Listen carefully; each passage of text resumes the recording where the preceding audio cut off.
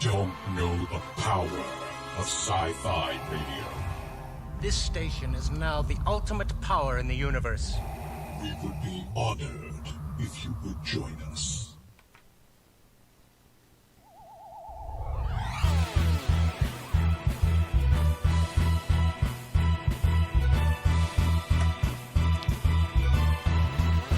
Sean, did you post a link in your...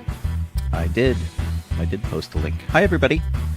This is sci-fi.radio, sci-fi for your Wi-Fi. If you're listening to us on the radio, you could be watching us on Facebook or Twitch or whatever. And the show is good. DB94. Thanks for tuning in here. We're having some technical difficulties tonight, so we're a little floopy. We've got Jeff by video, but we don't have him by by audio yet. We're working on it, seeing what we can do. I am Sean Obi-Shawn Crosby. I'm calling Kaylee Crosby. And Jeff is here, but he's kind of like our sign language interpreter right now because we can't hear him, which is a bummer. But we're working on it. We're doing what we can. But we have visual, so that's fun. We have visual. We're connected to sci-fi.radio by audio. Everything should be terrific. So, fingers crossed. We'll see what we can do. I feel especially bad because Jeff is joining us for like the first hour. And he's got to rush off to work. And we get him for a limited time offer. But I don't know how to fix the situation. Kind of wacky. Well, he's updating his cards, he says. So okay. There's that. And in the meantime, did you do all of the beginning of show stuff that you normally do? Yeah, I think so. Okay. I do have to open the chat because I don't have the chat open yet. So let me get to that. Well, that's a good idea. And see who all Hey, is Lori. hanging out. And There we go. we've got frequent Falcon Flyer, Boba-Kit, and of course Jeff, who is silenced. Chatting away, right? Yeah. Yeah, it's weird. I don't know. Technology, man. It's done great stuff, and then it's just really, really bizarre. Jeff's like, I have an hour to get all this stuff installed. Maybe it'll finish before then. Oh my gosh. Very silly. And frustrating and sad. Yeah. That's okay. All right. Well, Jeff, if you type us things, we will try to read them for you. All right. Alan Kalachi just popped in. Hey, Alan. Hey, Alan. Oh my gosh. All right. So it's been a long week. Yeah, it has. Colleen and I had to drive up to Central California for a memorial service. My cousin passed away at the age of 40 from a very sudden cardiac event. The event itself was sudden, and then he spent about 3 weeks in a coma in the hospital. So that was kind of unfortunate. It was both sudden and drawn out. Yeah, and so we went to do the memorial service stuff and saw family I've never met, family I haven't seen in a really long time. And I felt kind of bad about it too, because we had to bail out a little early because I've been sick since Thanksgiving, and if you guys tune in regularly, you know that where I got COVID, then I got the flu, and then I got asthma and like some sort of bronchial thing going on, and then we went to this memorial service where everybody was smoking, and not a lot of people kind of smoke down in here in LA, but. I don't know, apparently they smoke in Central California to stay warm. So there were cigars and cigarettes, and it was really bad. I kind of had to bail out because it aggravated my asthma. And so I've been suffering from that. So if I cough on you, I apologize. I'll try to silence myself as we go, but it's hard to breathe, and it really sucks. So, boo. Yeah, so it was a nice little memorial with a, video and everything, so that was nice.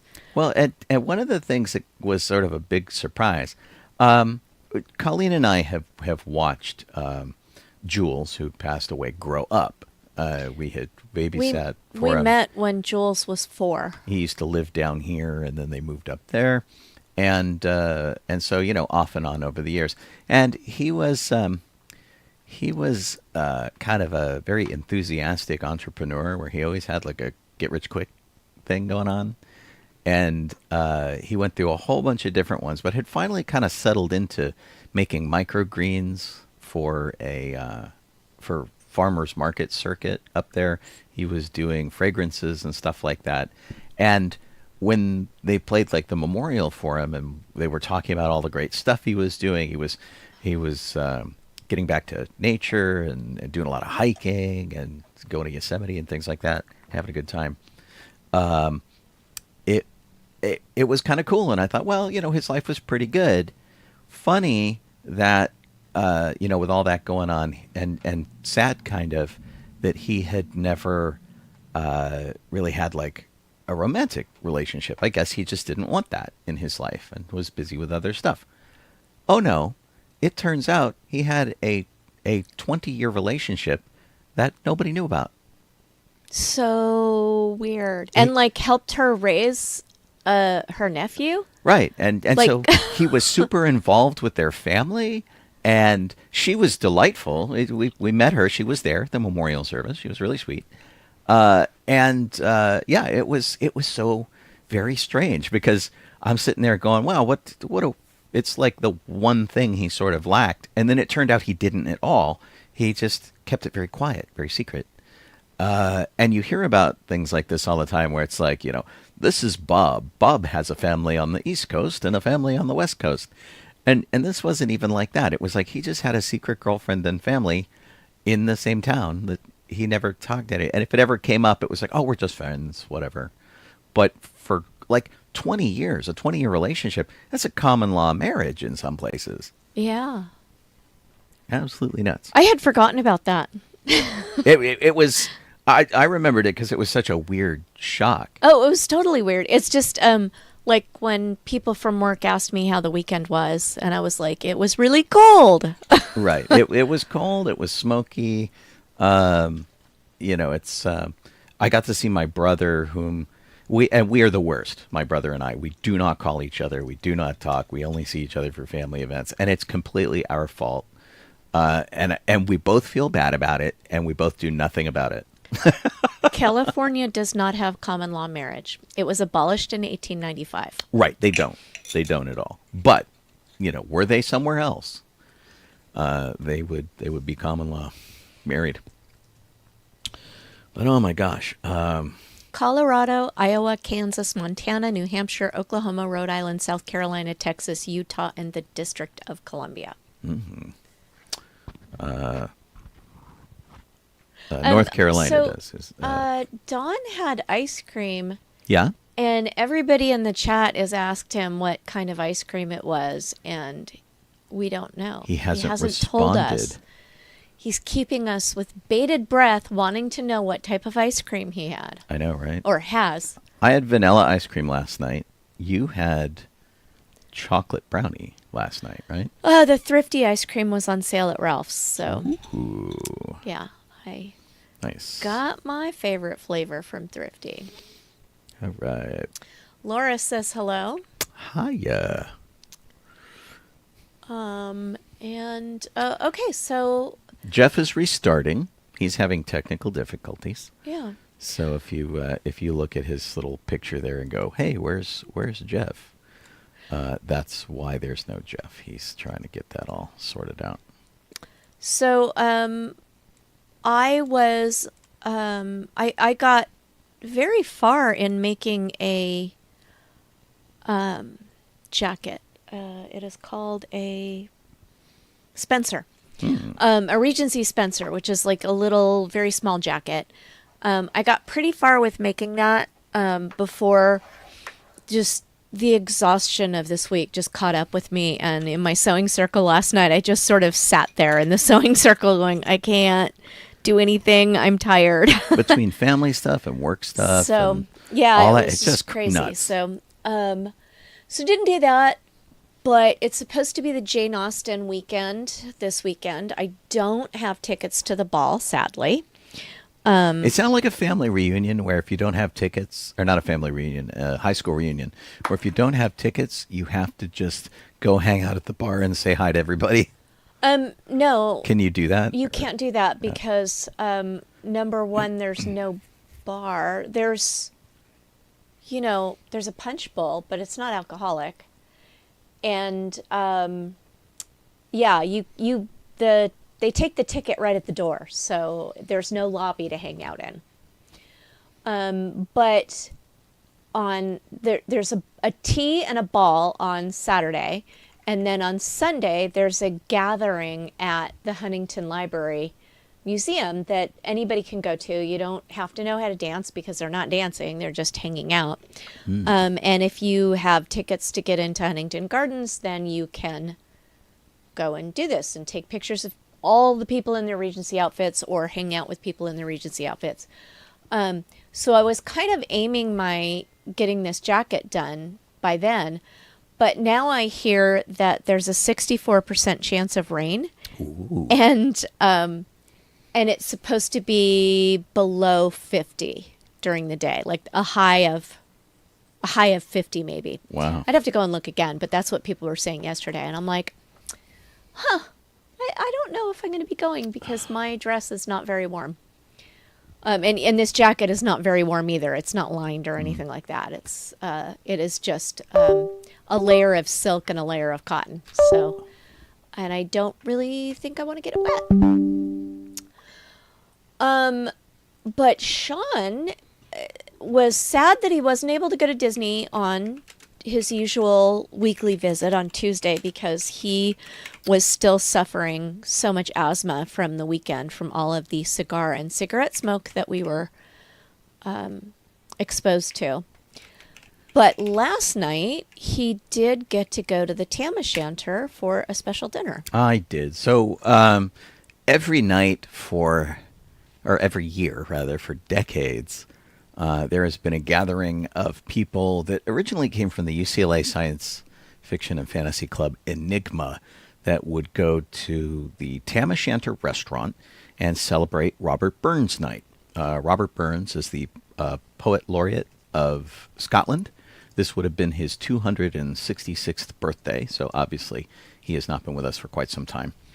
The evening I like to joke it's the manliest night of my year. It involves a lot of meat, a lot of alcohol, and poetry. So the host is Dr. Neil MacLeod, who is the most Scottish dentist you have ever seen in your life.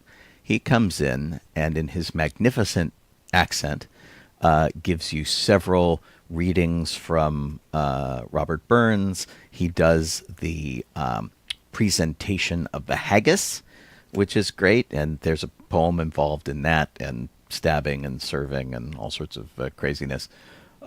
We are what he calls the Scalawags. We are the group in the back who is loud and noisy, and there every year, and they expect us. They put us in the back atrium, and the restaurant itself, in addition to hosting this event, is actually one of Los Angeles's oldest restaurants. It was built in 1922, I think, at one location. Inevitably, they moved it. I think it's been in the same location since 1926. Walt Disney loved this restaurant. He used to go there very frequently, and he was he had a table that he sat at quite frequently. That's table 31, which you can request and sit there, and it's got like little scratches in the table that Imagineers have done, and there's a little plaque and that kind of thing, and some art sort of acknowledges that that's the table. And the area that we were sitting in just around the corner from there is the atrium, which is a big brick add-on to the building with a skylight that will seat a table of up to, I think, 20 people we've had in there at one point. We had a lighter showing last night, and the whole restaurant actually wasn't jam-packed like it usually is. This is like the ticket to have for Robert Burns in Los Angeles, the Tam O'Shanter being a Scottish restaurant from its inception. It's owned by the Lowry Corporation, which means the food is excellent. And in fact, it's the oldest Lowry's restaurant in the chain of all of their holdings. And so, we had like a 10-ounce steak and some creamed spinach, some potatoes and gravy, one of those big, super hollow, puffy biscuits, which is really good. And then for dessert, you could have a sticky toffee pudding or hot fudge on ice cream. And so, and then of course, people are drinking scotch and Guinness and all of that kind of thing. So I actually had a really great night. Our group was light. We only had about 10 of us instead of the 20 that we've had in the past. And because the restaurant was so sparse, I think it was because of the fires that we've been having in Los Angeles. I think a lot of people who would normally come kind of got caught up in all of that. And it's kind of hard to celebrate right now when so much of the city has burned down. But to the restaurant's credit, they were very grateful for those of us that did come out. The service was great. The entertainment was great. And the manager of the restaurant came out and made a speech about how they were, from that evening's dinner, they were donating $5,000 to feed people who were fighting the fires. And then if you were in the fires and you lost your house or you were otherwise suffering from that, if you go in and identify yourself to them, they will feed you lunch, which was very gracious. And this is not a cheap restaurant. It's a pretty expensive, pretty fancy restaurant. They shoot a lot of TV shows and stuff in there because it's got this old timey feel. And it's like $12 for a Guinness. It's not like a cheap place. And the whiskey, dear Lord, don't ask. It's a lot. But we had 3 people meet us at our place here, and or 2 people, and we picked a guy up on the way. And so I've never driven like 4 people in my car before to an event like this. It's usually like me and Michael or me and John or whatever. And so that was kind of fun. We had this whole car heading out in the G-Wing because I've got a back seat now and I can do that kind of thing. So that was neat. We stayed till about 10 o'clock. I think they kicked us out, and we talked in the parking lot for a while, and came back and dropped everybody off. I got back around midnight. And it was an awful lot of fun, and it's this thing that's just become a tradition for years and years and years and years. They know that we're going to be the rowdy group and accept that, and that's terrific. And we're expected. If we don't show up in those kind of numbers, they get sad. And the guy who organizes this, it's such an expensive night that he then can come back like the night after and eat for free, basically, for his whole family, because he gets so many points on his Lowry's, card, that he just comes back and has like free meal based on the large amount of stuff that we did the night before. But yeah, and so in terms of doing something kind of cultural, it's nice, and I'm glad it's a thing that I've been able to do. My buddy John is relatively new to it. He's a former firefighter, and so I gave him a patch yesterday from the Skywalker Ranch Fire Department, which he was very excited to get. And then while we were at the restaurant, we sought out the manager, and John gave him one of his Orange County Fire Department patches, which he gives out, and just sort of in grateful thanks for serving meals to the firefighters who were working on the fires here in Southern California. So he was very glad to have been able to do that.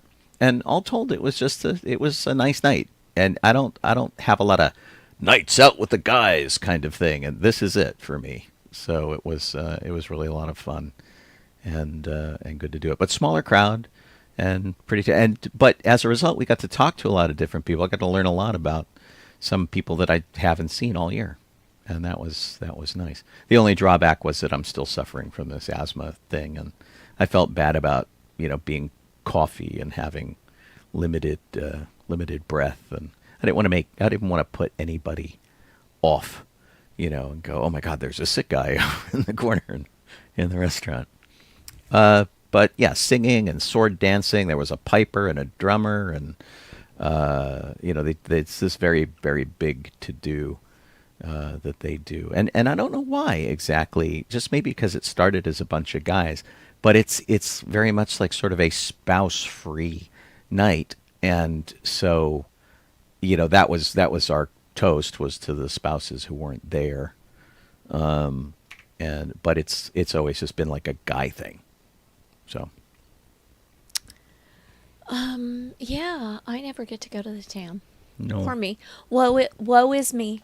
I also don't think I can eat 10 ounces of steak in one sitting. Well, and they have bigger ones too. You could have upgraded that to something massive. There's something called the Prince Charlie cut, and I swear it's the size of your head. Yeah. It's a 10-ounce steak is pretty sizable. But this is also one of those places where you don't eat too much during the day, so that you go hungry when you're there, so that you can finish all the food. But Wow. I think you would. You like the TAM, okay, but I think you'd rather go to Musso and Frank's or somewhere else. No, I would. Either one of those is fine. Okay. I liked them both. We went with my dad to both of those, and other than the fact that you and my dad were both cranky when we went to the TAM, it was great. Oh, okay. My food was delicious. Your food was good, right? Yes. I guess Sean or Jeff didn't have any luck using his phone. No. get in? Well, I have him over here on Zoom, not still connected by the computer. I haven't seen that he is connected by phone over here, and I'm kind of keeping an eye on it. I guess that didn't work or something. I guess, and That's a bummer. I don't see a comment from him. Jeff apparently did something called the circle, and he mended fences. We don't know whether that's metaphorical or whether he actually fixed An a actual fence. Yeah. He says he may have it figured out. So fingers All right. crossed. But yeah, weird technical stuff. Yeah, I was really bummed not to go to Disneyland this week because I have so many friends who did happen to go on Tuesday. People celebrating birthdays, and people that I knew, and people who really needed a break from politics and all of the stuff going on, and they just wanted to do something dumb and fun. And so I was really sorry to have missed them. Great to see their pictures. They had really great pictures and stuff. But I'm moving me. yeah, let me see if I can fix you a little bit too. I was so focused on Jeff. Usually what I do is I mess with your video Oh, so that, so that I'm centered. yeah, I do. I mean, I could move the video over more, the camera. Let's see. All right, I just accepted another request from Jeff, Well, maybe he will be joining us. which would be great. And let's see. So I can zoom in on you. Doo-doo-doo. And I can pan over here.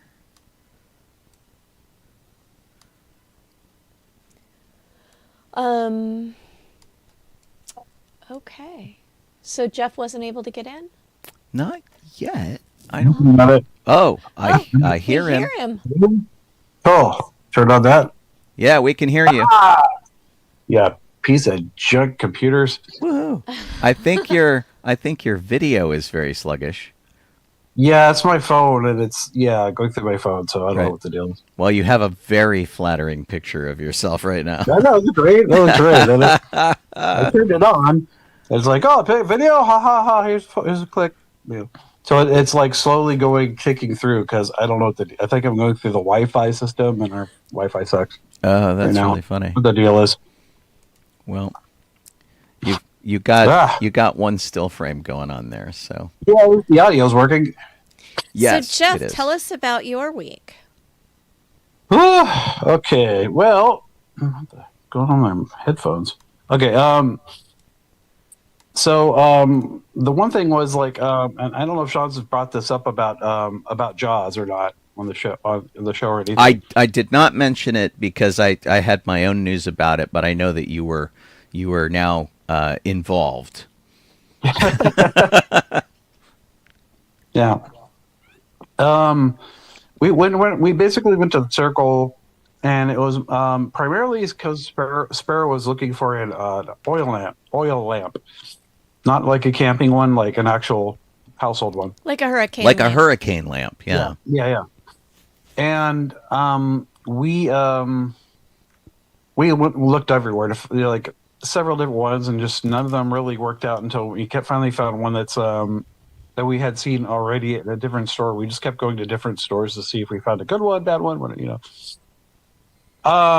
And so we ended up getting ended up getting one that we found at the second antique place in the circle. And it's like an average size. I think Sparrow actually wanted a smaller one, but we couldn't find one that was really usable because Sparrow wants to actually use it, you know, for like actual work, make it actually work.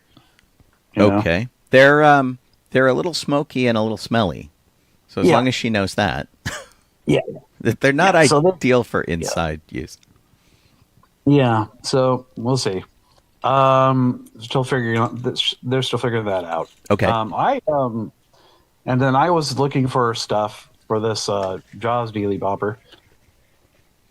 And I actually to fill everyone in on the Jaws Dealy Bopper, a couple of weeks ago, I went to Target looking for a short jacket, and I ended up with a Levi's trucker jacket, which is the jacket that Matt Hooper wears, Richard Dreyfuss wears in Jaws, and based out of that and the other things they had at Target, I came out of there with a shirt, pants, and shoes. I bought a beanie at the Army surplus place, and basically I now have a Matt Hooper Jaws costume, which is really cool. I'm very excited about it. And Jeff has now signed on as Brody. Yeah. Which is really cool. So I went to the Army Navy store because I couldn't find a freaking safari shirt anywhere. Like nothing that I could work with. You know, like I found like old Marine shirts, but they all had epaulettes, so I'd have to cut them off, and they would just look stupid. But I found one finally in the Army Navy store in the Circle, surprisingly only for like $10. Cool. It was like brand new, and I'm like, oh, this is a good deal because hey, so I have that. I already have a pair of jeans. I'm just going to be wearing the jeans that he pretty much to emulate the boat, being on the boat. And then over the weekend, or actually not over the weekend, over the past day or so, I found a pair of shoes that basically look like Vans with a black top, you know. Right, the deck shoes. I weathered mine. Yeah, and then I actually found a shirt that he has like a weird. I can't tell if it's a turtleneck or if it's just a mock turtleneck or what the hell he's wearing black thing under that shirt. I think it's a turtleneck. Yeah, but in any case, I found something that actually looks pretty good. And it's like it's like a mock tee pullover, so it looks pretty good. Now, and so I'm still looking for his belt, and the glasses, which I found something on eBay that'll probably work, like $10 or something. But yeah, the aviator glasses. Yeah. And then that's pretty much that part. Then I have to worry about getting the badge and the little thing that the nameplate. The patch is easy to find out there, his sleeve patch. Yeah. And then he's got a little nameplate that says Brody. And he's got the badge. And what's funny is they cheaped out on the costume and didn't even get like a real police shirt.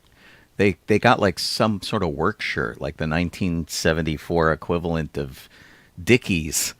And Yeah. and just gave him that. And then in the next movie, in Jaws 2, they did get a real shirt, a real police shirt, and real pants, and he had a proper uniform. It's like the people of Amity weren't even sure they wanted a sheriff. It's like, hey, just wear these. You'll be fine. It's really funny. Yeah, it's pretty funny. I'm like, what the world? But yeah, it's been a weird little journey to find stuff. I'm like, luckily I found the other two things at a Goodwill. Like, so. Yeah, I didn't have any luck at Goodwill with anything, so I just went the Target route. I still brought it in for $100, which is pretty good. Although now I'm collecting the accessories, so I have like a whole list of everything that I remember Hooper using in the movie. So like, there's a ring he's supposed to have. He's got a fancy watch, which I'm not spending $1,000 on the watch. Yeah. He's got some gloves that he uses while working on the boat. A paisley bandana that he wipes his face with in the autopsy, I think. I think that, and I think Brody has a holster. He does, especially in Jaws 2, but I think in Jaws 1 too. Because doesn't he like pull out his revolver at one point and just empty it at the shark? Yeah, I think so. I seem to remember that happening. I've got to watch the movie again, but I don't have it on a Blu-ray or DVD or anything. So, and nobody's streaming it. So yeah, I think I have a copy I can let you borrow if you don't have the DVD. Okay. So one of the things I bought something online because a lot of the stuff, like he plays solitaire with a particular deck of cards, and so I can go to CVS and pick up that deck of cards because they have it. It's like standard B.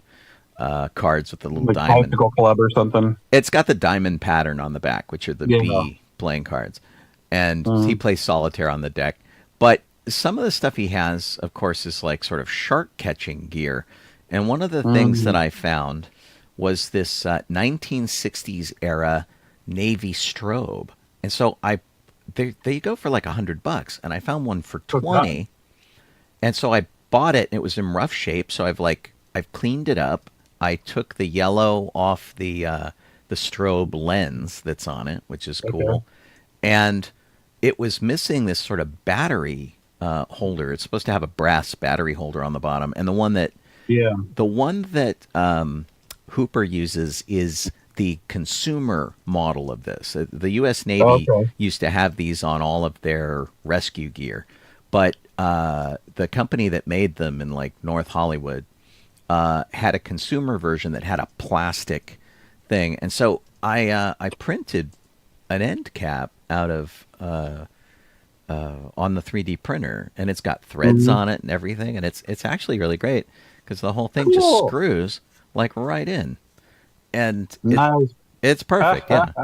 So all I have to do is put the labels on it so it looks like the one in the movie, and I've got that as a neat accessory. And so the idea is I'm going to have all the stuff that he has, and he's got a leather duffel bag, and I can keep the costume and his stuff in this duffel bag. It'll be a nice little self-contained costume.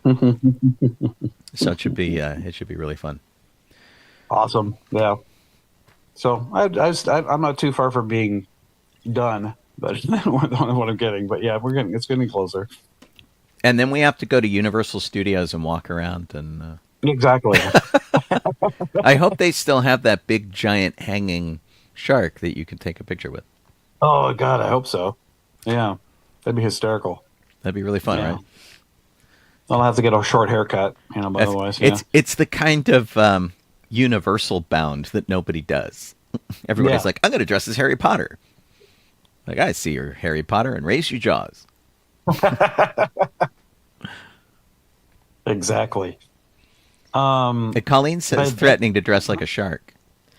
Or maybe make like a poodle skirt with a shark on it. With a shark on it? Yeah. Okay, yeah. With the little, like a bag that's a purse that's like a yellow... it's like the barrel that has a line that goes down into the shark. Nice. Like the leash of the poodle. Mm-hmm. I think that would be fun. That would be awesome. Yeah. Should just get that guy that came to costume college and wanted a whole shark suit. That was Shark Boy. Yeah. Right. Shark Boy was not at costume college. He was at. Where was it? It was either Gallifrey, I think. It was either Gallifrey or Anime LA. Oh, I don't think it was okay. Anime LA because they were never Okay. at that hotel. But it was either it was probably Gallifrey. Yeah. Yeah. Yeah, gotta be done by now. this guy wanted to have Colleen and her friend help make a 25-foot long shark costume that he could wear Realistic. with his head in the fin and the mouth sticking out and the tail out back. He wanted to be able to wear it to Comic-Con, San Diego Comic-Con, and walk around in it, which is impossible for a costume that big. He wanted to be able to wear it in the ocean. In the ocean, yeah. So there's like there obviously there was some sort of fantasy component happening here because that was a little weird. Yeah. Oh man, I know that'll be Yeah, it was really bizarre. The other thing I did was Minute Defense. We have they had when we as we moved in or when we were moving in, they had to shore up the fence because the fence was actually leaning towards our yard, leaning into our yard because the neighbor has a bunch of garbage in his yard, whatever, and like a shed that's pushing it over. So they had a guy come in and put in a bunch of poles, 4x4s, into the ground, and also with and braced it up with that and wood and stuff. So apparently they at some point lost like 4 planks. I don't know what, and so the neighbor just stuck them into one of the things, one of the cross beams that were put up on our side at the top. Well, the bottom, apparently, because I'm guessing because the wood that was supporting those slats rotted away on either side and also on the bottom, but didn't do anything about the bottom. So I had to come up with something, and so I wouldn't have to deal with the neighbor, and like basically jury rigging some L brackets I had in there, Wow. Well, and this was a debate that we had because we looked at your entry here in our document, and we're like, is this mending fences metaphorically, or is this actually fixing a fence? Literally, yes. Yeah. So the boards are fairly new compared to the rest of the dogwood boards or whatever you call them. Slats, whatever. Those are fairly new, but he just never attached the bottom. So it was just basically there, and I guess I don't know what was holding them in place to not go inward towards his yard. I have no clue. Wow. Maybe there was like a plant. I have no idea. But in any case, it was like we looked out one day and I'm like, that's not good because our dogs will just wander right on into that yard. So I had to go out and dig out the dirt right there and then sort of and do that. And I had like 2 actual L brackets and 2 things that weren't necessarily supposed to be L brackets, but they were in that shape. They are now. So they work. That's fine. Yeah, but yeah, that was a fun chore. Yeah. So on the creative side of things, I have a project that I told Colleen I would do probably more than a decade ago, which was this thing from the Wallace and Gromit cartoons that she's always wanted on our wall. We always have this kind of steampunky kind of vibe to our living room, and Wallace and Gromit, the British claymation characters, had these little rockets that were on their wall that sort of gave a little bit of advance notice that they were going to build a robot and go to the moon and do whatever. Yeah, So, you get the cheese and stuff. It's a very cute thing. So at LostCon, I started putting together a 3D printer and finished it up like a month ago here in the house, got it all back together, got it so that I could print some test stuff, and it worked out pretty well. And then other projects came in, and we've been working on other stuff. But I fired it up a couple days ago, and I started printing these rockets because Colleen reminded me that she wants them, because if she doesn't, I will completely forget about the project. So I did. This is the smallest of the rockets, and they look pretty good. It's in 2 separate pieces, and there's a small and a medium and a large, and they came out pretty nice. They're not particularly bumpy or weird. I mean, it's nice, smooth stuff. It's got a little like sort of keyhole thing. I guess I have it upside down that you can hook it onto the wall, and it'll hang on the wall. Although I think I'll do something a little better with it. Okay. But these things are pretty great, and this is actually what they should look like when they're all together. That's all 3 of them. And they need to be painted and that kind of thing. But I'm actually really pleased with how cleanly they came out, because I'm delighted with them. It took me about 4 hours to calibrate this stupid machine, even though I had calibrated it like a month ago. Oh, my goodness. I think if I unplug it, it forgets the calibration. And so I wrote some numbers down this time, and so maybe next time, if it asks for that, I can just plug that in and make sure that that's the number that it uses. But but anyway, yeah, these things are pretty great. I think I spent $5 online to get the model, so I didn't have to do the model. And then it probably took, let's see, 9. It probably took about 15 hours to print all this out, and so a lot of it was done overnight. And I'll tell you, there is a certain level of trust that you have to have with this machine, because like I want to just sit there and watch it do its thing in case something goes wrong, and you can't. You have to go away and trust that it's going to finish doing its thing. And so so one of them, the large one, had started to print a little bit weird, and I thought, well, I'm just going to let it go and see how it works. And then the rest of it finished properly, but it started really rough there. And I'm like, do I cancel it? Do I let it go? Because I'm still all pretty new to 3D printing. Yeah. And back when I said I was going to make these, I was going to like carve them out of wood and stuff. Yeah. But I, completely forgotten about the project. And Colleen mentions it once in a while. And hey, there you go, your actual video. Am I moving? There we go. I think I fixed it. Awesome. There we go. I'm going to try to figure out how to work this stupid camera on it. Oh, right. I think that works. Jeff, do you want to get into the Star Wars history? Let me give it a shot.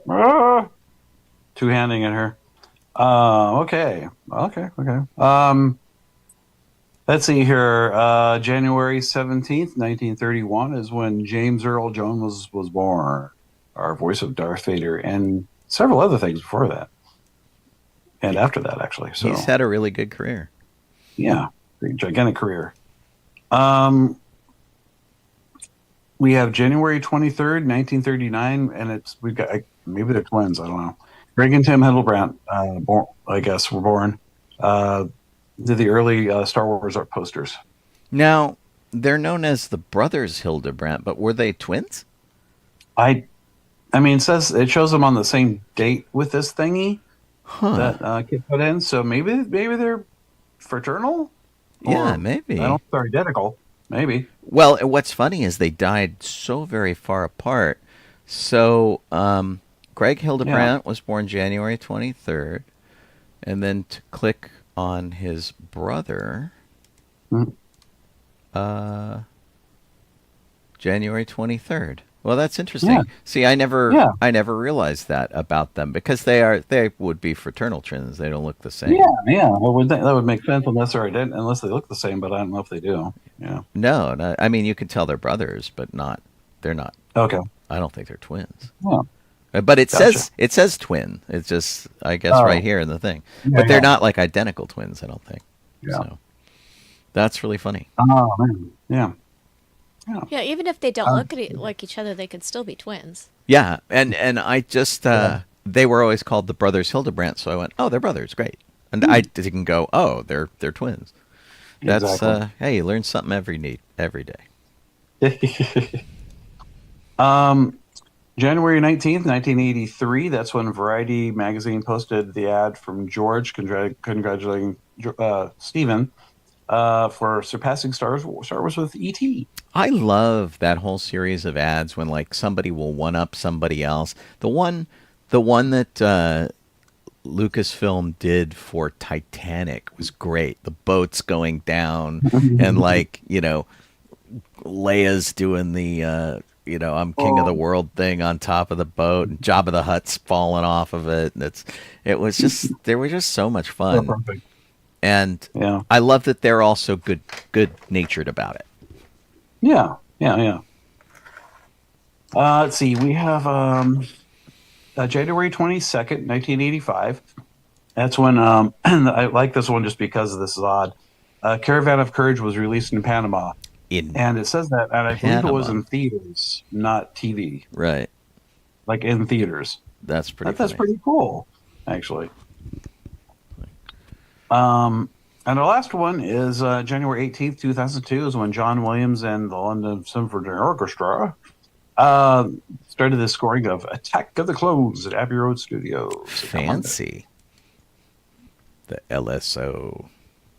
Nice. Oh, Eric Gurge just popped in. Hey, dude. Hey, Eric. You missed all the drama with Jeff connecting to the feed. Right. Yeah. They even subscribed. Cool. That's awesome. Thanks, Eric. Moving along thanks, to man. Star Wars news. Star Wars Jedi Knights comic to premiere lost toy villain Atha Prime. Now, do you guys know about Atha Prime without looking at this article? No idea. I mean, the name is familiar. Okay, so it's not like something that is really known. He looks like something that Giant Robo would fight, but Yeah, kind of. I'm just saying. Well, but he's from the old school Marvel days, right? Yeah. I think. So apparently why you don't know it is because Atha Prime never had a chance to be introduced at all. See, that's why. So That makes sense. Well, he It's- certainly never got an action figure. yeah. Yeah. And he was supposed to be in Marvel and never did. Yeah. Wow. I guess Okay. the Marvel, maybe Marvel. Let me see. Yeah. Interesting. Everything old is new again. Right. Yeah. But yeah, I mean, the now- name sounds now, familiar, but I can't call an image to mind Yeah. of him. So. Well, apparently Atha he- Prime was created during the concept art development stage of Return of the Jedi. And then it was meant to be the chief villain of a new Kenner toy line. But the line was canceled and Atha Prime was forgotten until being rediscovered by Mark Guggenheim, who crafted a backstory for Atha Prime and made a comic. Cool. Oh, cool. That's awesome. Yeah. Yeah, his new outfit looks a lot niftier, I guess. Got a little visors thing and stuff. That's kind of cool. He's got antenna sticking out the side of his head. Well, that's where you put the marshmallows. You know what he kind of looks like? He looks like a Micronaut. Yeah, he does. Or more like a villain that Rom the Space Knight would have fought. Yeah. So it says here in Superhero Hype that Chris Pine is reportedly being considered for the lead role in Star Wars Rogue Squadron, directed by Patty Jenkins. I thought Patty Jenkins was not part of that anymore. No, she had to put it off. Oh. Yeah, And- it's been, And so she had to delay it, and of course Patty Jenkins did Wonder Woman, which had Chris Pine in it, and so it wouldn't surprise me at all if she cast Chris Pine. Yeah. Or it could be somebody going, Chris Pine's connected to Patty Jenkins, she'll use him. So somebody who is an industry insider, I'm quoting here, Quote unquote, yeah. Air quotes. shared on X, Chris Pine eyed for lead in the movie Star Wars Rogue Squadron that is back in development. Yeah. So that's the whole thing. That's this yeah. article. Interesting. Genius. Someone had asked me to throw up a picture of what Atha Prime looked like, so that's what you're looking at. This is not Chris Pine. Yeah. So Kind of looks like a spaceship right now. but Atha yeah, Pine, though, could be Chris Pine's twin. Atha Pine. Right? Yeah. There it is. Dun dun dun. So I followed the link to go to My Time to Shine Hello, which is the industry insider. And Uh-oh. you have to actually subscribe to unlock the big Star Wars scoop. My I see. time to shine. Hello. What is That he? A is the name. Sanrio character? I don't know. It's got a rumor behind a paywall. Yeah. All right. Um, Wacky. So Skeleton Crew, it is all wrapped up It more is. than a week ago. Dun dun dunsky. The final episode was called the second to last episode was called We're Gonna Be in So Much Trouble, and the final episode was called The Real Good Guys. And I have to say, do we need to give people warnings in case they haven't seen it yet? I don't think so. I mean, if you haven't seen Skeleton Crew and you don't want us to spoil anything, Give us till 8:00. you could duck out until 8 o'clock, I suppose. But yeah, I mean, it's been some time, so Yeah. it's I want to say that I held out hope until the bitter end that Jod was going to turn out to be a good guy. yeah.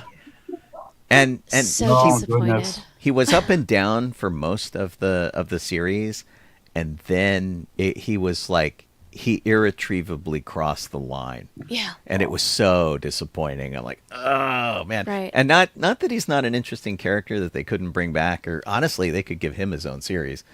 Because he's you didn't want him to be a jerk because he was likable. Yeah. And then he turned out to be the worst jerk. Yeah. Big jerk. Yeah. Just boo. But overall, great series. Highly recommended. Totally. The kids were super talented. They could easily continue this with other stories. And you kind of came to like each one of them in their own way, even though some of them were sort of annoying.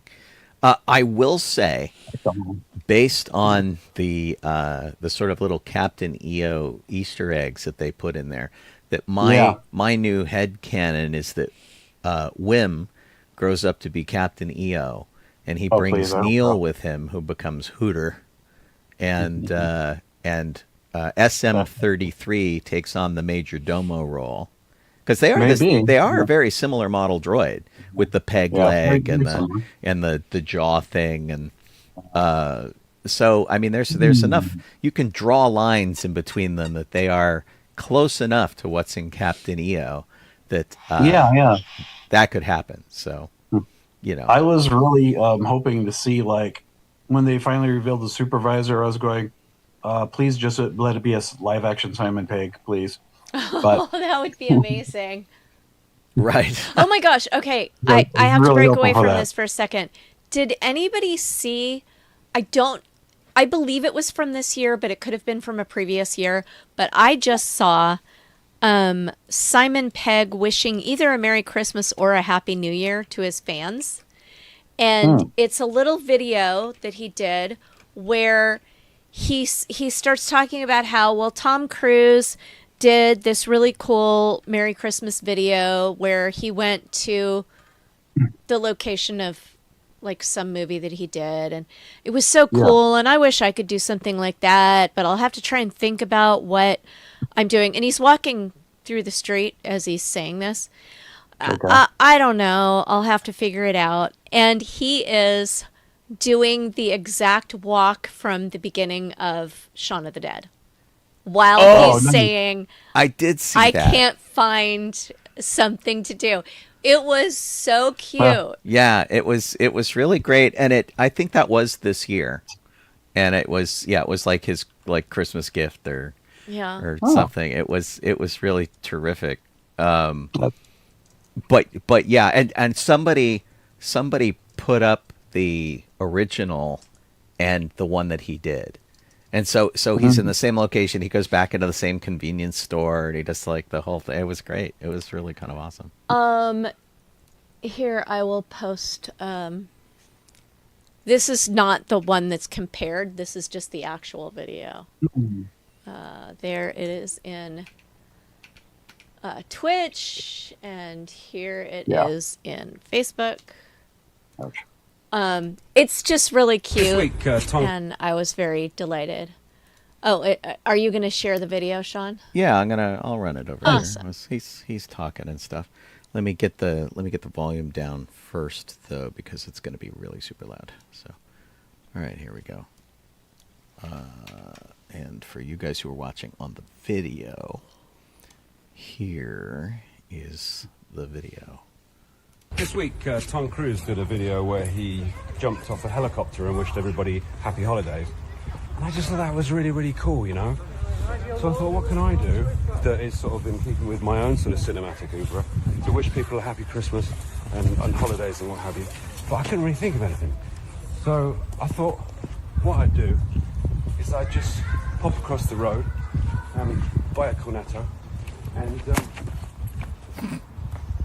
and have a think about it, you know? Because it'd be really nice if I did something that was kind of special, you know, that sort of, that was kind of about, you know, what I sort of do. I mean, Tom does all the jumping off shit, but that's not really me, you know? So, just give me a minute, and I'll come back. Well, these guys put a I wish everybody Merry Christmas. stupid ad in it, so you can't really say that. I hate when people steal stuff off the internet and repeat it, but then they have to brand it with their own stuff and block everything, and it's like, why? Why are you even? Yeah, like if they branded it after the other video ended, it would not be as or bad. Put it in the corner where it's not gonna. They put it right over Simon Pegg's head. Jerks. It's like, you know, if you're gonna steal stuff, have some class about it. Yeah. I don't know if that's a YouTube, if that might just be a YouTube thing itself, because I know some videos I post, it'll pop like something in the middle, you know. No, it pops this was coming video or something, but that was a brand. Two guys that were hosting the video from what Sean just showed. Yeah. Don posted that it was in portrait, and I was disappointed for sure, because it's like, dude, you work in movies. Why? Well, you don't know the person who's filming it. They might not work in movies. Yeah. I guess that's true. But then he could like say, "Oh man, do it again." But I feel like it had, you know, should have been like sideways, but it's not. The original one was apparently portrait. So whatever. Anyway, you can go find it and check it out.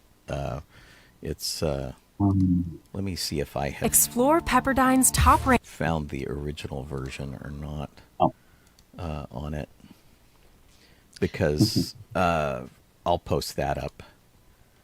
Jeff, how long are you with us tonight? Sorry about that. I think that I have to get ready. I have to get ready pretty soon, because Okay.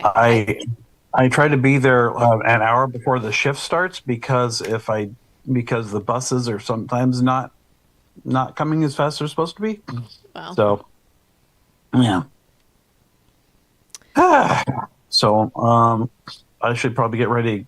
Start getting ready, because I'd have to head out at like 8:15 to head over there. And you're working a special event tonight, like an after dark. Yeah, it's it's one of the Sweetheart night. Sweethearts. Yeah, Sweethearts. And we're at the let's top of go the by. hour right now. Wow. Okay. That cropped up fast. It sure did. All right. Well, if you're listening to us, you are doing so on sci-fi.radio. Sci-fi for your Wi-Fi. That's a URL. You can go there and look at programming that we have 24 hours a day. We also have news stories and things up there that are, geek-related kind of stuff, the kind of stuff we talk about on this show. If you are watching us, you could be watching us on Facebook or on YouTube or on Twitch. Any of those things are great. If there's a way to like or subscribe or otherwise let us know that you were there, that was cool. Also, we appreciate all the folks who are over on the chat on all those various options. It's cool to get your input and comments and questions and that kind of thing. We always encourage you to do that too. Kit Boba-Kit Sovine does our show control document with all the topics that we're going to talk about and our Star Wars history and all that kind of stuff. We're grateful to her for doing that. And otherwise, I am Sean Obi-Shawn Crosby. This is just a little Donoho. I'm calling Kaylee Crosby. And we are very glad for your company on this Thursday night on Docking Bay 94. Thanks for hanging out with us. Yeah. But I'm gonna have to go. But All right. Jeff is going to work. See you, Jeff. Thanks for all the fighting to get on board. I think it was something as stupid as something I did to my headphones, so I'll have to figure out what that is, and maybe it'll be fixed by next time. Okay. Are you still using the ones that I loaned you, or are you using? Oh no, these are different ones that Aubrey got me. Oh, okay. Right on. Yes. So yeah, I don't know. Maybe try a second one. Or, yeah. Good luck. Have a good day at work, Right. and I'll talk to you tomorrow. Okay. Bye-bye. Bye. Okay, so theme park news. More Haunted Mansion updates. Isn't this the same article that we talked about last week? Well, I mean, the Haunted Mansion is open now. But this is the same LA Times article that we talked about. Maybe it the is. Bride, yeah. So Yeah. I don't think I have anything new to add to what we talked about last week. Unless you do? No, I don't either. I have yet to experience it in person, so I don't have anything to comment on yet, really. Oh, okay. I'm looking forward to it, but I canceled my Disney. Man, my Disney record this year stinks. For getting to Disney. Yeah. It's been sick and had to go do stuff, and ugh. I'm sad. Not as many days at Disney. Nope. There are exciting, according to Disney Parks blog, new additions coming to the hotels of Disneyland Resort. The Napa Rose is going to get a new interior and a patio.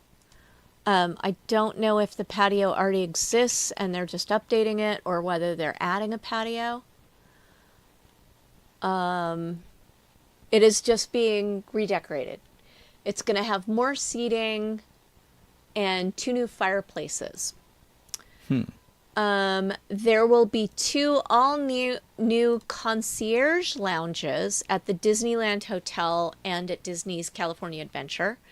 So the Disney Hotel will have the High Key Club, celebrating the musics and sounds of 1955 at Disneyland. And it'll have a custom soundtrack.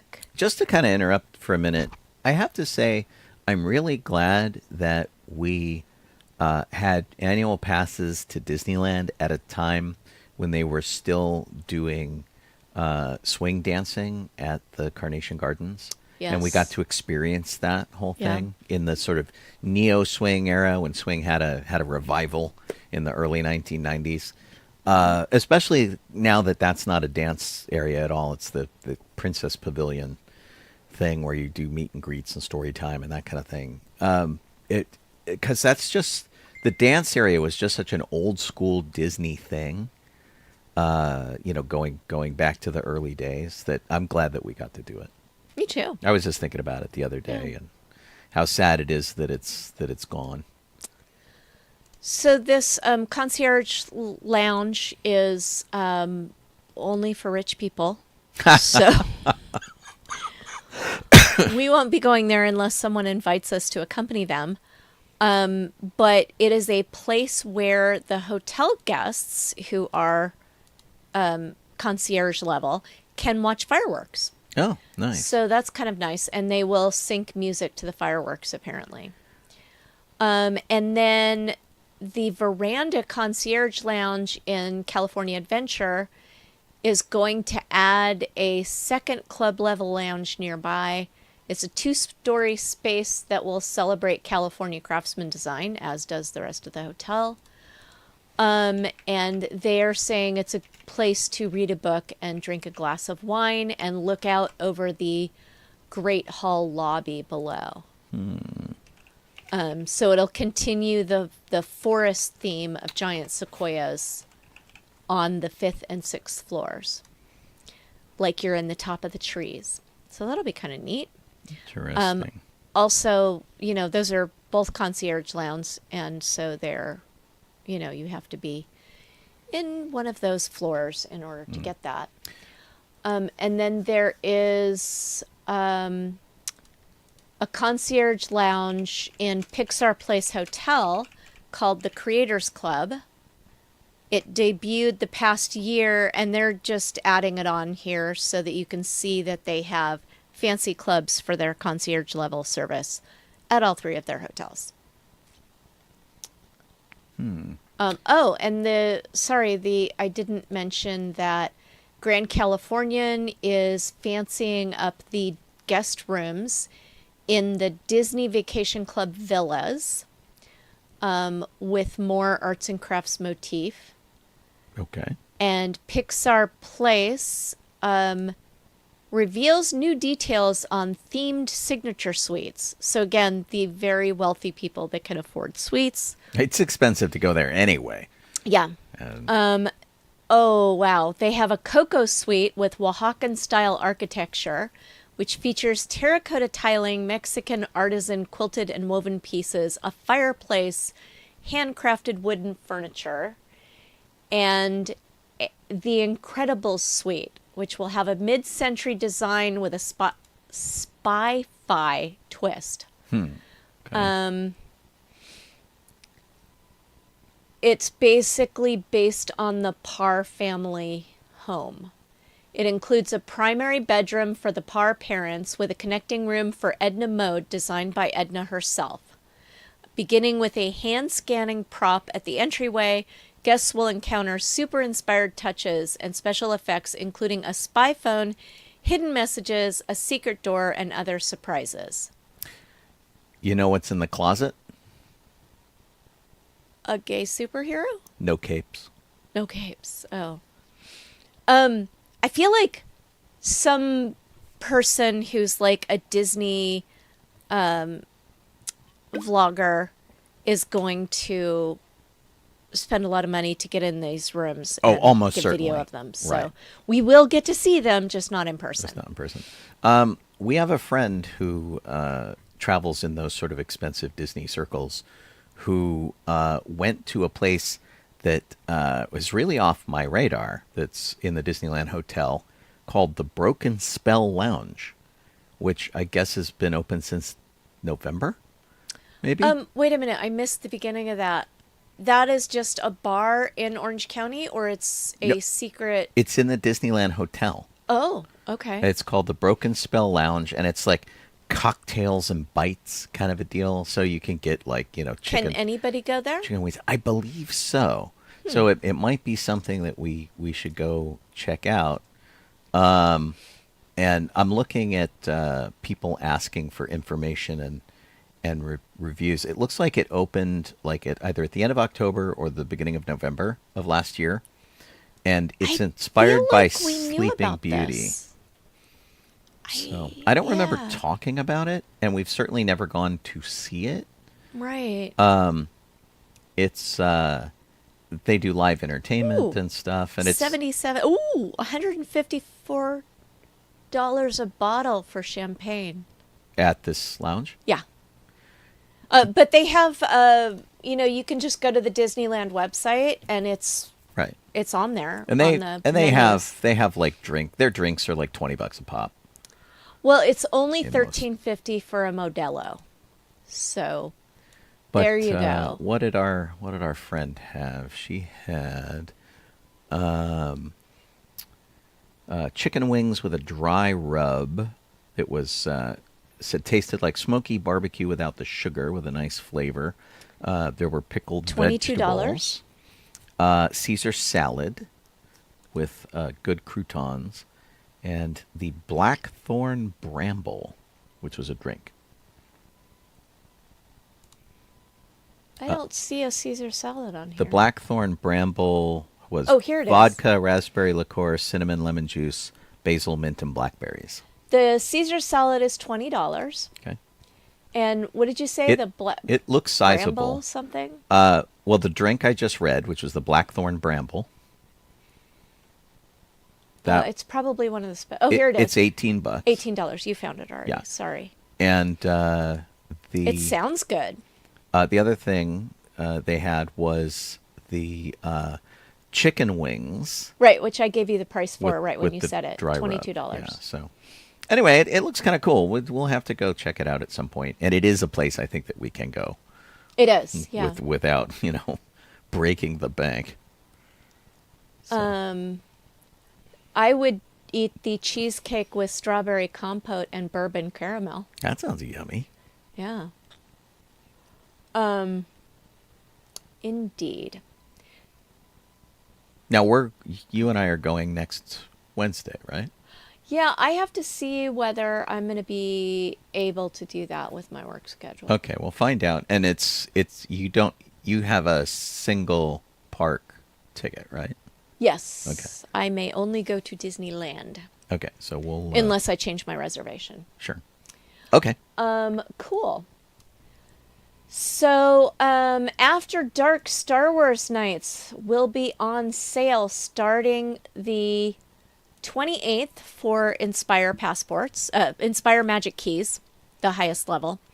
The 29th for the rest of the Magic Keys, and the 30th of this month for general tickets.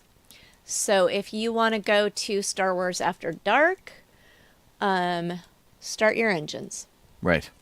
Well, and this is hot on the heels of them reopening Magic Key purchases, which started this yesterday. So if you wanted a Magic Key and you don't have one, they just put them on sale yesterday. I don't know if they're sold out or not. That does happen quickly, but you might want to check. We did mention it last week so that you were prepared for this week, but we'll mention it retroactively too. Right. I saw something just like today or yesterday, so I think they're still on sale. Well, certain tiers sell out more quickly. Like I think the highest level sell out the fastest because they have fewer of them. Yeah. Disney's really weird about their Magic Key members. Let's see. Buy Magic Key passes. Let's see what we can do. Disneyland Magic Key purchase passes. Purchase. It'd be embarrassing if I bought one by mistake. Well, fortunately, you have to go through many pages before they take your money. Well, the Inspire is still listed here, and it does. Yeah, you can buy an Inspire. Oh, right on. Yeah. All right, so there you go. If you are hot for a Disneyland Resort Magic Key, they're still on offer. And you can buy all 4 of the levels, or you can renew your pass if you have one. And the lowest price pass is now $600. Yeah. I will say, I know a lot of people who did not renew their passes this year because it just got too expensive. That must be why they're all on sale still. There are lots and lots of very sad people who think Disney has just gotten too... I mean, my level of pass, wait, am I looking at the right one? I am. Is just about $1,000. Yeah. So, and doesn't include parking. Yeah. I mean, that's crazy. I mentioned this last night when we were talking about Disney in the car on the way back from the restaurant. This is the first time I can ever remember feeling guilty about having a Disney pass. And it's purely the cost. Because as people bail out, people I know who absolutely love Disney bail out, I have never felt like this privileged to have that pass. And Sean got his before the latest price increase. Right. And I always felt like they were very accessible to everybody. And but now, I feel guilty when I don't go. I feel a little guilty when I do go. And it's funny because that's one of the reasons why I didn't renew my pass was because I didn't like the emotions that were surrounding whether I went or not. Right. And the whole reservation system causes guilt. Yeah. Which really sucks. You can't just like swing by if you want to. Like my friend was having a birthday this past weekend. We had Sunday free. I could have gone to spend half the day with him at Disneyland for his birthday. Couldn't get a reservation. Couldn't get a reservation. Couldn't go, Yeah. which was like really terrible. Friends who have a special event that are doing it, just you can't just go join them. You have to plan in advance. And Colleen and I were the most spontaneous of Disney people. We would find ourselves in Orange County.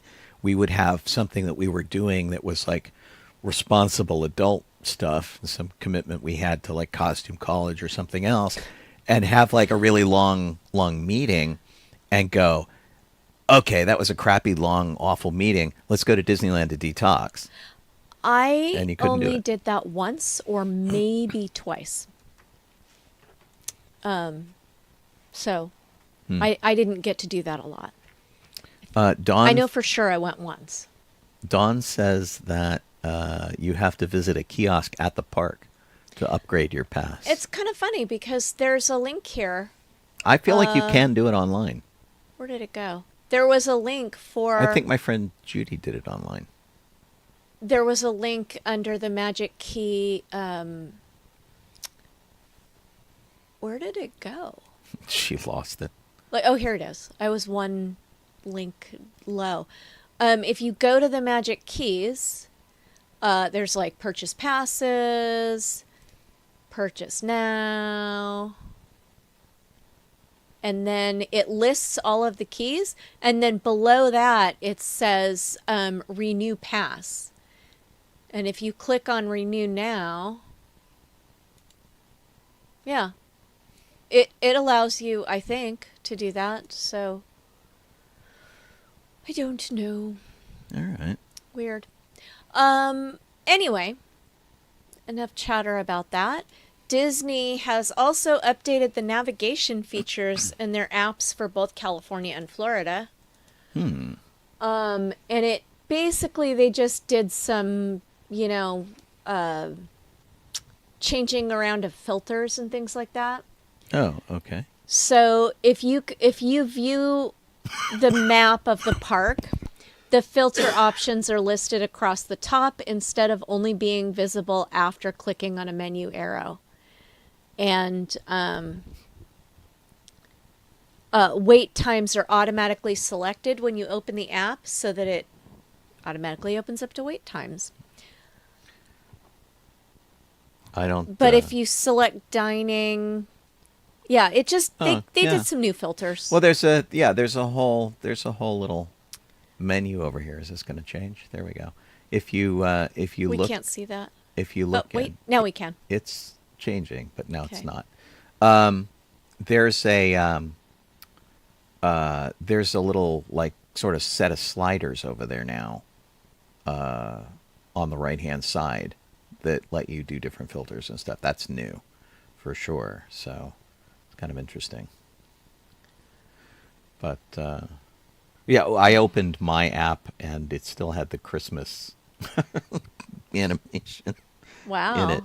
But yeah, so the new filters that they have, I wonder if that's just because you haven't opened it since I haven't then. opened it in a while. Yeah, so it has different filters that you can do that include which park, and this thrill factor one is kind of interesting. It's like big drops, small drops, thrill rides, slow rides. I feel like that was there before, though. I don't remember seeing that. I've seen something like that, but it wasn't as obvious. Like, it was a drop-down menu before. Here is one that says 1955 original ride. Yeah, they've had that for a while. Have they really? Yeah. Oh, that's cool. All right. Well, it shows you what I know. I don't. I do the Disney Play app, I think, more than the regular Disney app.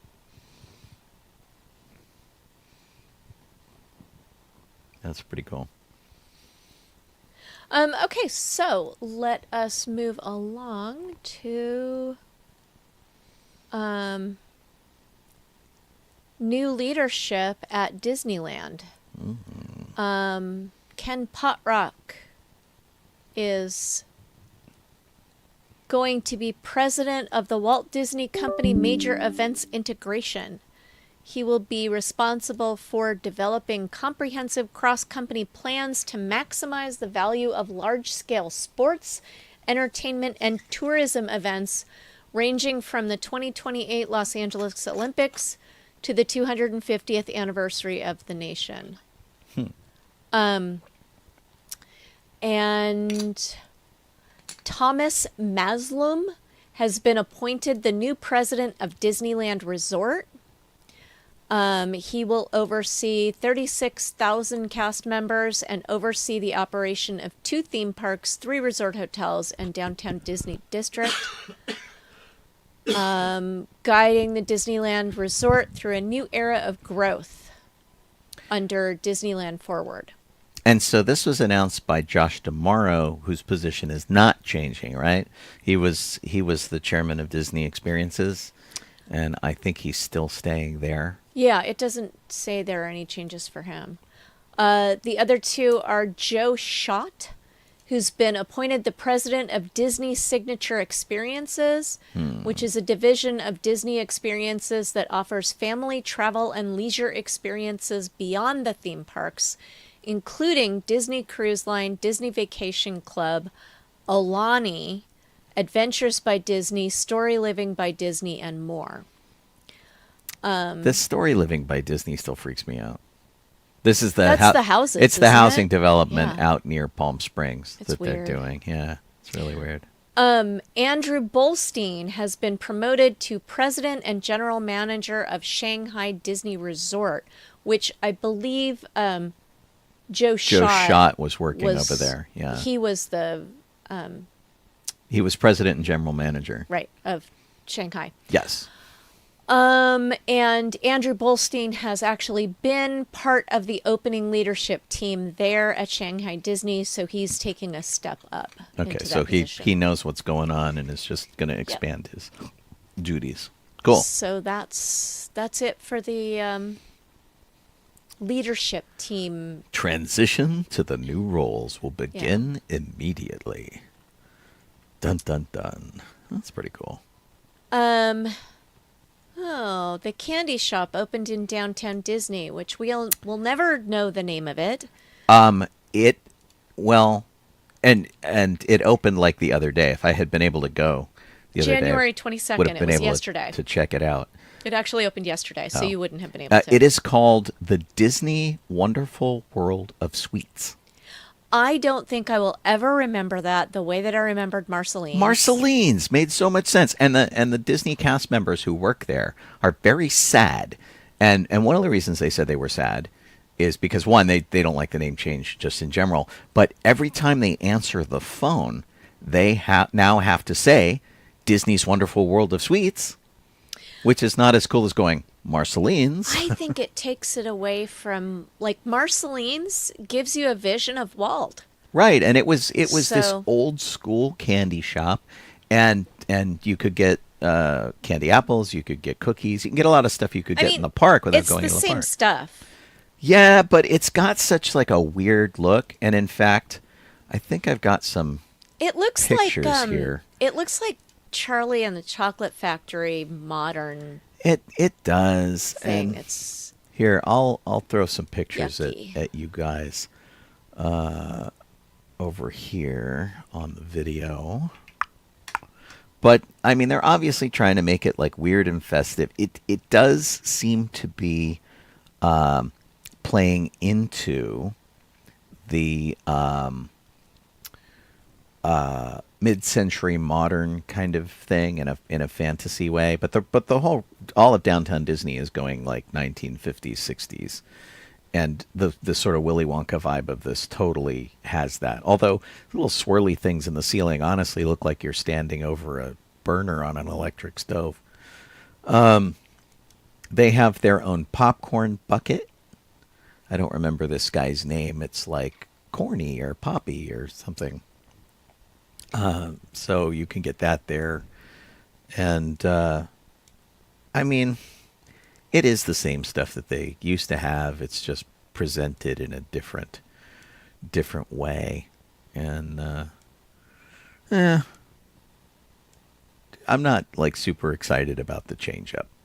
So, and then also in news, the Parkside Market has opened, which is a little food court, and it also has got that mid-century modern vibe. It's right next to the Avengers store and the D-Lander store, and it was okay. I went in there with Judy. We went and checked it out, and they have a balcony that overlooks the shopping center, and it's and several different places. Like there's a coffee shop in there. There's a chicken place in there, Korean food, but it's like the mall food court, basically, Disney style. So I don't know. Disney prices. Yeah.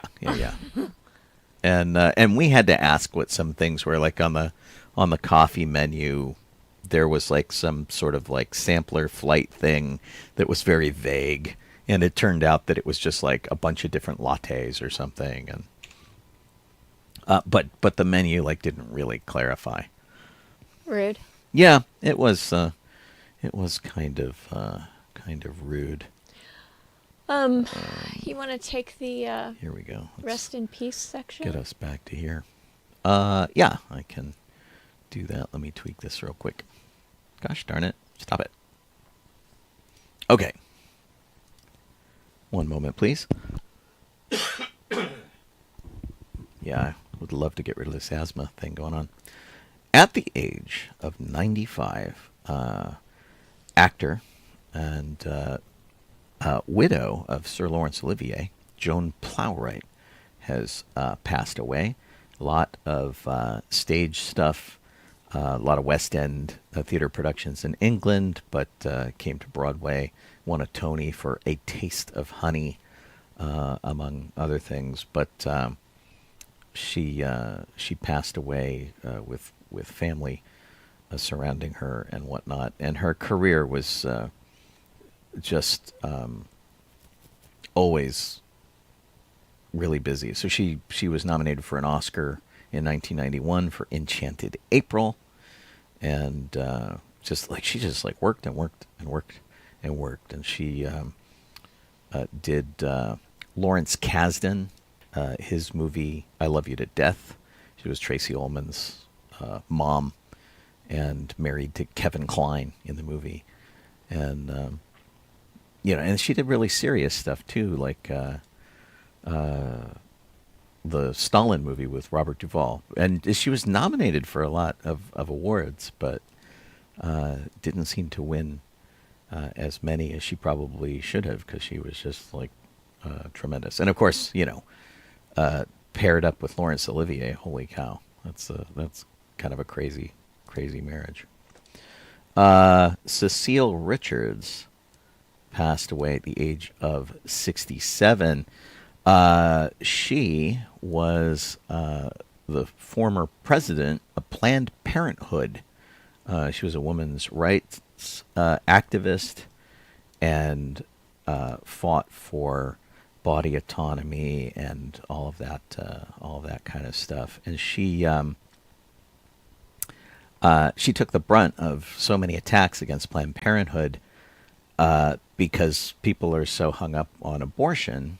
But really, what she was looking for was to get a lot of donor support, membership, clout in political circles, and of course, Planned Parenthood provides, beyond birth control, cancer screenings, STD screenings, and all sorts of like family planning services if you want help getting your family underway. So pretty sad. And she was the daughter of Texas Governor Ann Richards, and she had glioblastoma, which is brain cancer. It was very, very aggressive, and so she only had like 5 years off from Planned Parenthood before she passed away. But man, she went before the House. She went the Senate. She dealt with the Supreme Court. I mean, she just fought and fought and fought. So very sad to hear of her passing. At the age of 87, Garth Hudson passed away. He was the last surviving member of the rock group The Band. He was the keyboardist and played just a bajillion other instruments. And so, like, not only did he pass away, but he sort of took the band with them. And he was, Robbie Robertson was there, Richard Manuel and Richard Danko. The band was Canadian, and the name was like a cop-out, because they're like, what do we call ourselves? Which was pretty funny. But so sad to hear of his passing.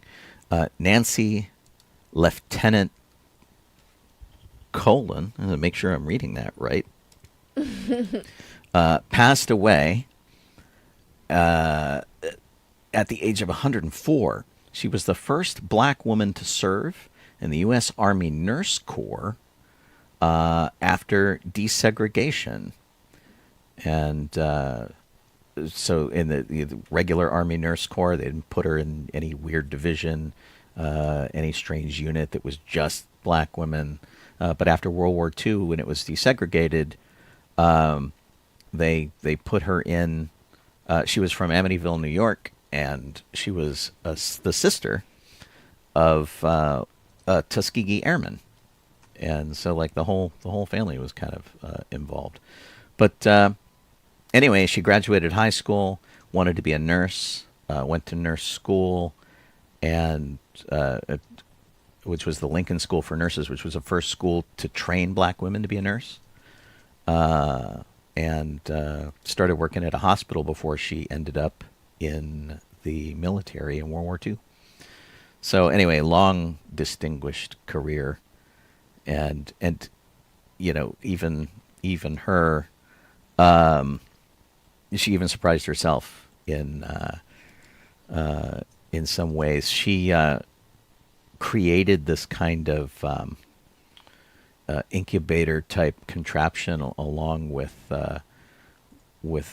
some other folks, Airman Vance Matchbanks. They delivered a premature baby girl. It was just 3 pounds, and figured a way to get the baby vitamin K. Didn't think the baby was going to survive at all, and totally saved the baby's life in this, like, you see to your pants kind of thing. Anyway, long, phenomenal career. And you should read a much more elaborate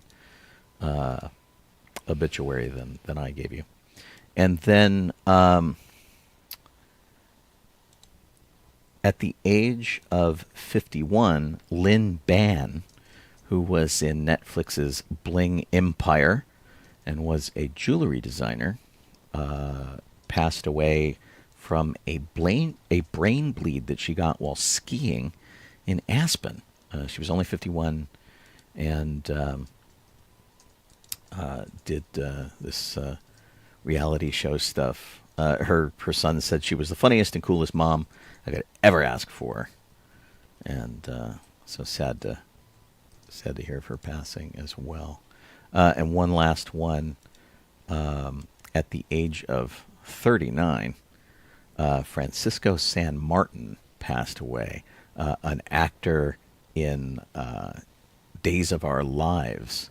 And so he was the one of the exotic soap opera characters who he started as a thief, and then actually turned out that he was an investigator. Like, you know, it's a soap opera. His character went through ups and downs and all sorts of crazy stuff, various different arcs. He was on The Bold and the Beautiful. He was in Jane the Virgin, and all sorts of stuff. So sad to hear of his passing way too young at 39. So pretty sad stuff. All right. Thank you, Sean. Mm-hmm. Let's see. Golly. There is there are new popcorn buckets at AMC. That They're for Captain America Brave New World. And they look like Cap's shield. okay, this is wacky. It is wacky. I'm like, I don't. I see don't how know. it works. Is it upside down? Yeah. Okay, so it is Cap's shield. This works like a collapsible stool that I have. Oh. Let me. So it's like one of those collapsible drink cups, and the saucer of it, the bottom of it, is the shield. Right. And you pull it open, and they fill it with popcorn. Right. So this is what it looks like, sort of in its shield configuration. But you can see the bucket behind it, which is not collapsed; it's open. So they have Firecracker Crunch popcorn, which honestly looks like something they would have at Galaxy's Edge. It's coated White with fudge and Pop Rocks. right. So That that's sounds fun. pretty good. And then so this is it with the base extended, and then that collapses into the shield. It and, looks like a top hat. and I assume that there's a little handle in there that lets you hold the shield. But I mean, it's kind of cool. And if it's metallic on the shield, it could be really fun. But it does look like something you could wear as a hat. Yeah. Honestly, which Captain America Brave New World is opening on February 14th, which is a long weekend because it's President's Day. part of Phase 5 of the MCU, which Wait, is February 14th is not a Friday. Is that a Valentine's Thursday? Day. Yeah, but I know it's Valentine's Day. I'm trying to figure out because I thought the 20th was The 14th is a Friday. 14, 15. Oh, I guess it's the 17th is 17th is a Monday. President's Day. Oh, That's what I was trying to say. Was President's Day. got it. Yeah, so I want some of that popcorn. Right? It sounds kind of good. We Their did not, advertising is kind of good. as Colleen pointed out, we did not go to Bring Your Own Bucket Day. Yeah, we wanted to, for but it popcorn. was not in the cards for us. Yeah, our life's been complicated lately. Yeah. Sean, what do you want to talk about? I want to talk about Benedict Cumberbatch, who kind of swearing up a storm here. He's, I think, excited about Robert Downey Jr.'s return to the MCU as Doctor Doom. And of course, they didn't mention anything about it until last July's Comic-Con, where he came out as Doom and then pulled the mask off and did whatever. So he learned about it while watching the San Diego Comic-Con footage after the fact on video. And he was so blown away by that, he texted Kevin Feige and said, and I have to, censor myself here. He said, "What the F? Good, what the F? I mean, good, what the F?" So he's like very excited about it. And Don Cheadle additionally said, "I was like, what the F?" So there's a lot of effing going around here, which was really funny about it. Did anybody think to text Robert Downey Jr. and say, what the F? Oh, I imagine they did. I mean, so from what I understand, the Avengers guys, and I don't know if they're still doing it, but they used to have a group chat all the time. And so everybody who was in the various MCU stuff would just shoot notes back and forth and in a group chat. I want to know which ones of them muted the chat. Robert Downey Jr. Probably. He's like, you guys just won't shut up. Right. Anyway, it's kind of funny. And, Benedict Cumberbatch has a great sense of humor. He's always kind of fun. And I love watching him on chat shows. He had a great thing on the Graham Norton show where they were making fun of him, and he took it in good spirits, where he did a narration for a documentary where he could not say the word penguin. And they went through the documentary and grabbed every instance of where he said penguin. And because they couldn't get him to say it, they just left it alone. And so he's like, this is a penguin. And every time he says it differently. And of course they're showing him on the couch. He's so embarrassed by all of it. He cannot say penguin. And it's very cute.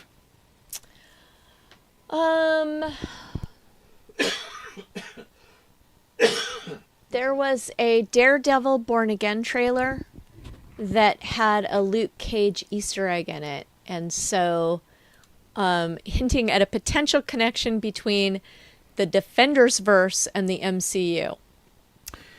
Well, one of the things that's kind of interesting about all of this is that a lot of these sort of MCU shows were on Netflix, and then they're coming to Disney Plus, and there's been a lot of discussion whether what was really in universe, what really counts, what doesn't, what they're starting over, what they're doing again.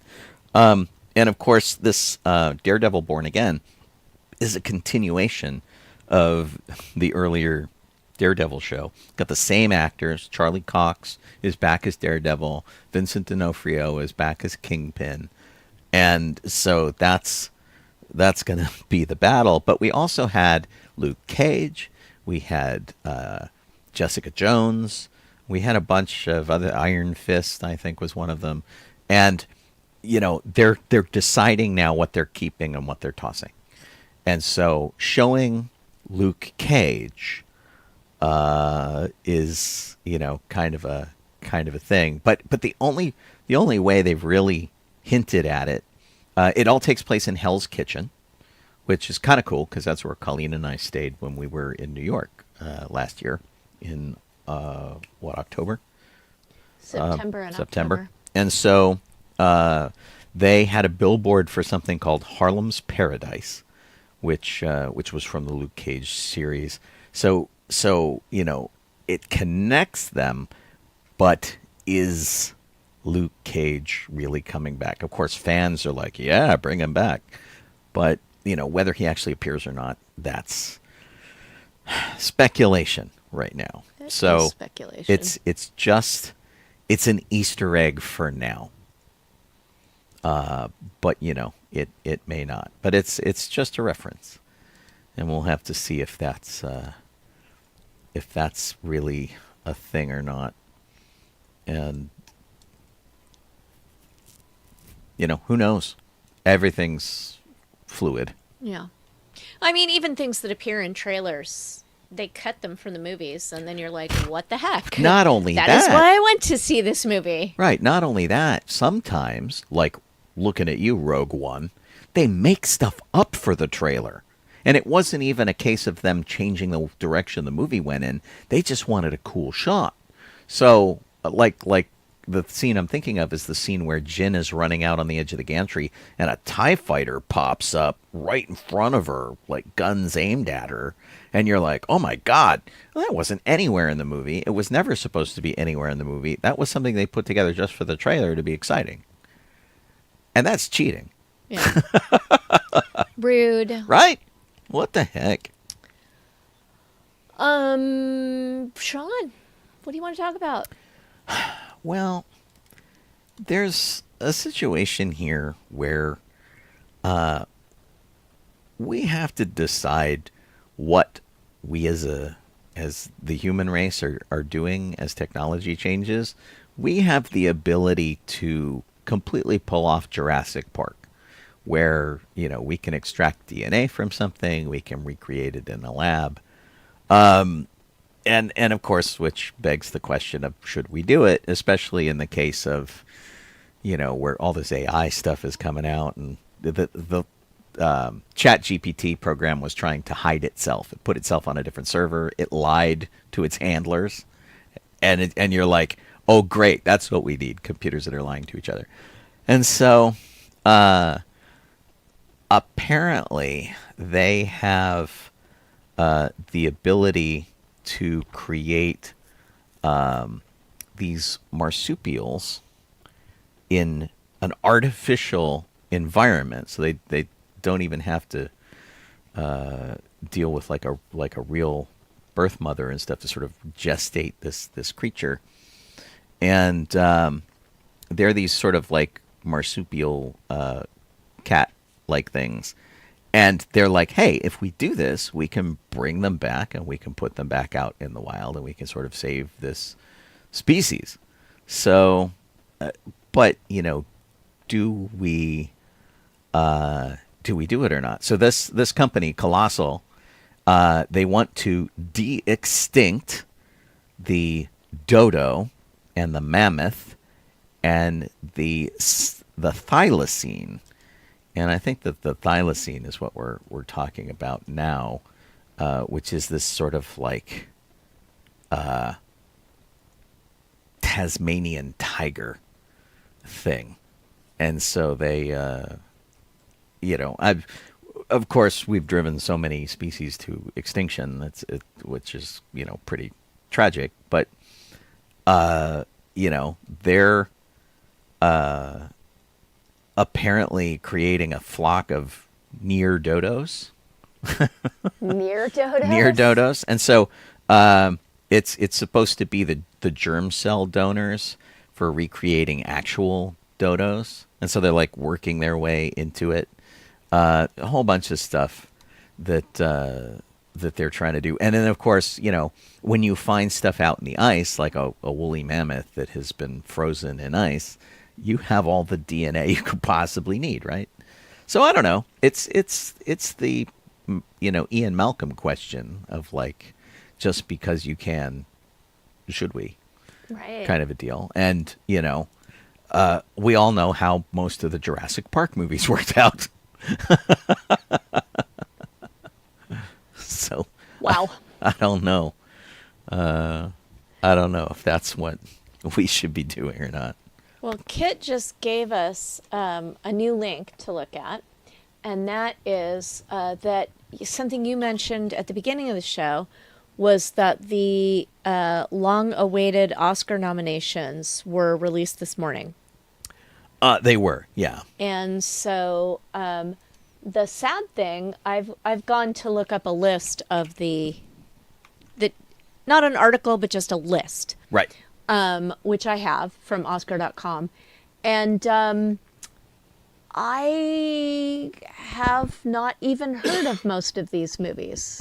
How sad is that? This is the problem that I had when I looked at it this morning. We have an article on sci-fi.radio that talks about the nominees. And so, like... I mean, I've heard of Wicked, I've heard of Dune Part 2, and I've heard of Inside Out 2. Right. And Wallace and Gromit, Vengeance Most Foul. And then add to that, like, The Brutalist, A Complete Unknown, Sing Sing, Conclave. There's like a bunch of names on here. I do know about A Complete Unknown, which is a Bob Dylan thing with Timothy Chalamet. Right, yeah. But like the Wild Robot is on here too, right, for animated feature film. Well, and some of the people that have been nominated, or like to cover the sci-fi stuff, Wicked, The Substance, Flow, Nosferatu, Memoirs of a Snail, Inside Out 2, and The Wild Robot, and then of course Wallace and Gromit, are all sort of like the nerd-related stuff. And then there's nerd-related people like Sebastian Stan, Timothy Chalamet, who did Dune and Willy Wonka, Edward Norton, who was the Incredible Hulk, Felicity Jones, who we were talking about Rogue One. She's up for something. But yeah, we've seen almost none of these. We didn't go see Wicked. We didn't see The Substance. We didn't see A Complete Unknown.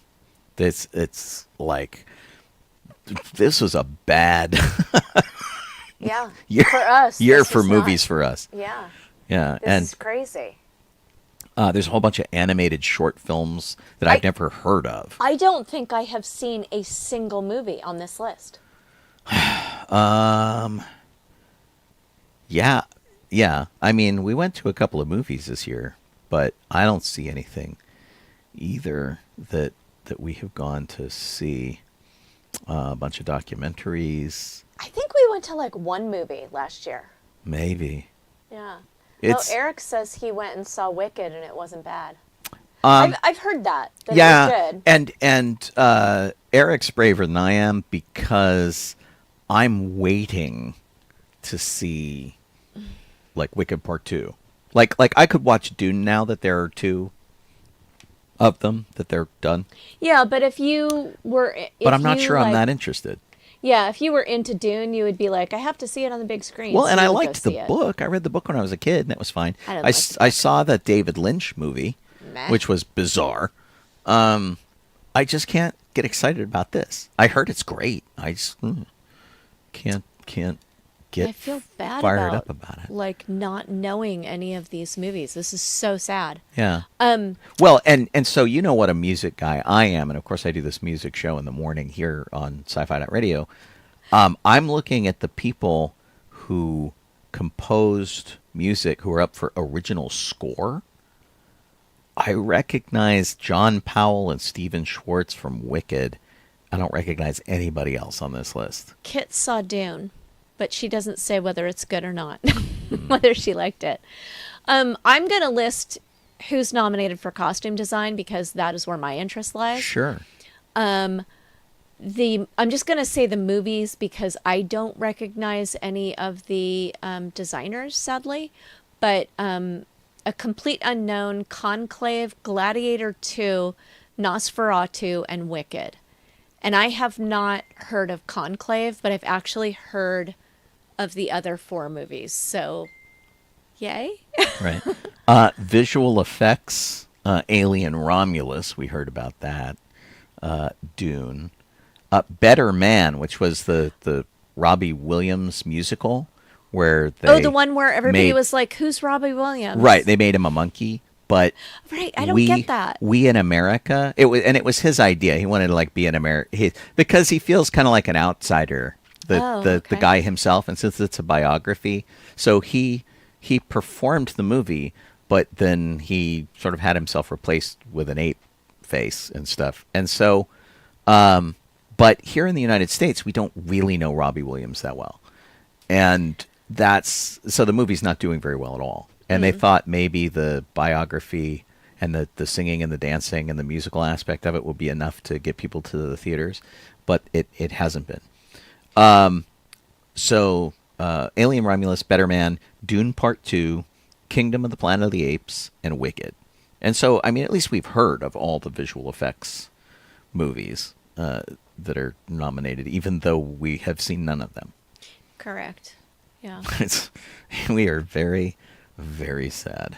So. Yeah, I'm glad that we aren't like members of the Academy because. Well, if we were members of the Academy, we'd have gone to free screenings. Right. That's crazy. I mean, to be fair, like SAG has screenings and stuff all the time. Although I should look and see if they have made any of these available for viewing online and have us like watch some of these. Because usually in connection with the SAG Awards, they used to send us screeners, and now they do. They send you like they do it all online. a password. Well, and one of the things was that they have very frequently, but we haven't been able to go because we've been really busy. They have screenings with the crew and cast. Right. And so you can go and see a movie that you're like, if you want to go see Wicked, if you manage to score a ticket, you can see, Cynthia Erivo or, whoever, Right. which is really cool. But of course, there are something like 450,000 SAG members in Los Angeles. A lot of people to fit in that one theater. Right. Yeah, so you're probably not going to get. It's not like it's Hall H. Right. Which, speaking of Hall H, you and I watched The Fall Guy. Yes, that the was other day. good. We really liked it. We enjoyed it. It was really dumb fun. Yeah. And the cast was very winning, and yeah, we really enjoyed it because it was exactly what we expected it was going to be. It was like the 1970s stuntman tribute movies that they used to do, like Gone in 60 Seconds, that kind of stuff. Or Yeah. Had kind of a little Cannonball Run sort of. They flavor had to it. nice chemistry. Yeah, I thought it was great. between them, and it was Ryan Gosling, right? It was Ryan Gosling and Emily Blunt. I knew it was Emily Blunt. I just sometimes get my Ryans confused. There's like the Ryans and the Chris's, and at any rate, I want to make sure it was Ryan Gosling. But I feel like he's gotten funnier. First off, comedy roles after something. Barbie, he could do no wrong. Because he's super hot because of Barbie. But he's finally distinct in my head because I used to confuse him with Jake Gyllenhaal, which is they have a similar look, kind of a problem. Yeah. So that was weird, but yeah. So they're finally letting him play to his strengths, I think. And so so he was funny, he was goofy, and then when he needed to be serious, he was good to be serious, and he ran the gamut in the movie and was exactly what he needed to be in each scene. So I was quite impressed with his thing. So yeah, it was a lot of fun. I'm glad we watched it. Me too. It was good. I enjoyed it, and I also watched a series with Ted Danson. Oh, that was good too. I can't remember what it was called, but The Inside Man. The Man on the Inside. Was it The Inside Man or The Man on the Inside? Anyway, he goes undercover in an old folks' home, and I completely Man on the Inside. Man on the Inside, yeah. It was cute, and it had some little cameos from people from The Good Place. So that was fun. And it was the same writer, I think. The show okay, creator that would be why. was there, yeah. Yeah, so it was good. I enjoyed it. Yeah. One of the things that was interesting to learn about A Man on the Inside is it was based on an actual documentary that was, I think it was done in Colombia, where they did send a guy. Oh, it's Chile. They did send a guy into an old folks' home. It was called The Mole Agent. And so they send him in to basically see the bad things that are happening in an old folks' home. And so in this case, they took that idea and then played it for comedy, where Ted Danson is a former engineering professor who is tapped to go into this old folks home because he knows technology and can work that way. And of course he's an older man, so he'll fit in and be that mole agent. And it's played for comedy in most cases. So it was really interesting to discover that it came from like a real documentary. Yeah. It was weird. Michael Schur was the guy who ran the show for The Good Place and did this and actually selected Ted Danson to do the lead role, knowing he would love the part. And so he's like, Ted Danson will really enjoy this. And so that's how he basically gave him the part. We've got to wrap out the show now. We do.